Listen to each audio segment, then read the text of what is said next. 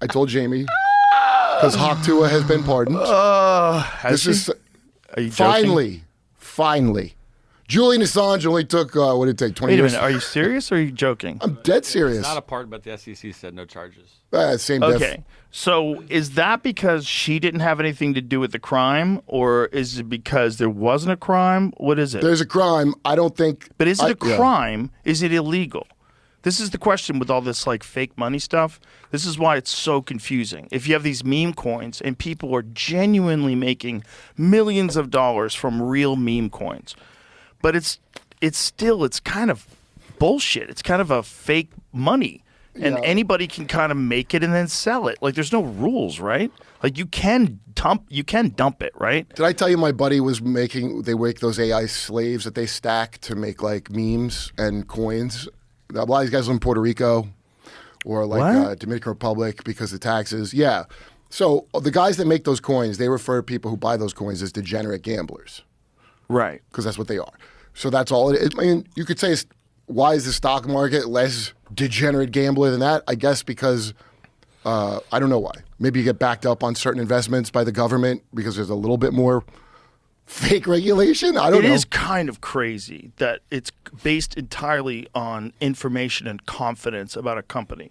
And it can go up or down depending upon who like the CEO gets caught sleeping with or what new environmental laws It sounds like come out. magical is what it sounds like. Crazy. And your whole, like in 2008 when everything just crashed, there was this dude who lived next to me.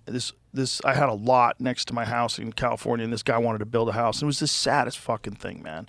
Because this was like in 2012 when we were living there. This dude was raking his lawn, and so I went over just to talk to him. There's no house there, and the dude would just like clean up brush and shit. He was like a responsible landowner, and he didn't even have a house on it.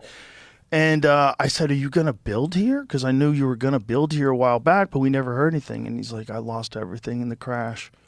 He goes, "I saved up all my life working. I had this dream to build this house on this, and the property was really beautiful.